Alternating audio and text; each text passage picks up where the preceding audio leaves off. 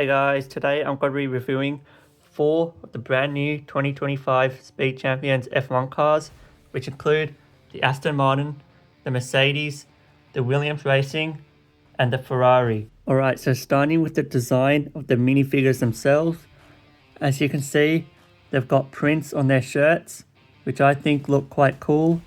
However, as you can also see, these minifigures are just random people and not the actual drivers themselves. So I think that just makes these Lego F1 cars feel a lot less special. They also come with newly designed helmets, which I think look quite cool.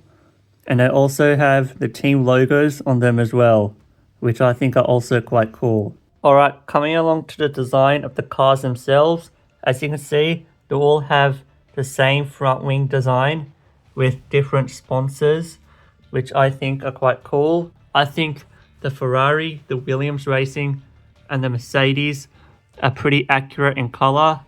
However, it's the Aston Martin here whose green is completely inaccurate.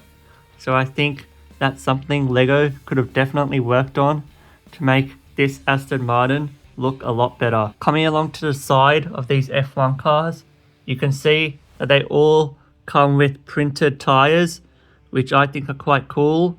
And they also all come with this brand new suspension element, which I think is super accurate and makes these cars look a whole lot cooler. Coming along to the side pod design of these cars, I think the ones on the Williams Racing and the Ferrari are the most accurate ones and the most detailed.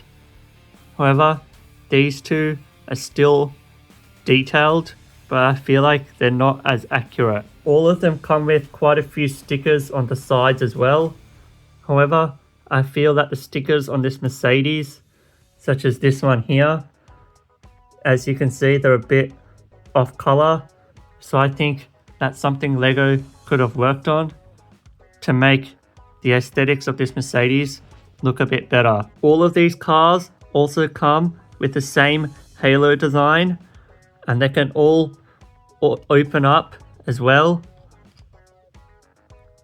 just like this, to allow the minifigures to get in, which I think is quite a nice feature. Coming along to the back, you can see that we finally get thicker rear tires, which I think make these cars look so much more cooler. And all these cars come with the same rear wing design as well. The front wing on all of these models are a bit wobbly, and the panels at the back here on the Aston Martin are also a little bit wobbly, and so too with this element on the Ferrari as well, which as you can see just broke because it's a little wobbly. But they're not big problems, but they are problems that could be fixed. Coming along to building techniques, it has to be the Ferrari that wins this, and that's because of the attachment of this element here, which is actually held in place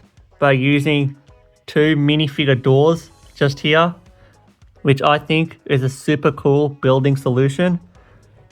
And in last place, it has to be this Aston Martin, mainly because it's a lot of plate stacking, as you can see here, and also the side pods here just aren't as detailed as the other 3.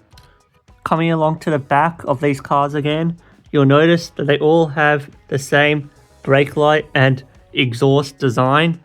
Alright, looking at the interiors, you can see that they all have the exact same steering wheel design. And I think these steering wheels do look quite cool.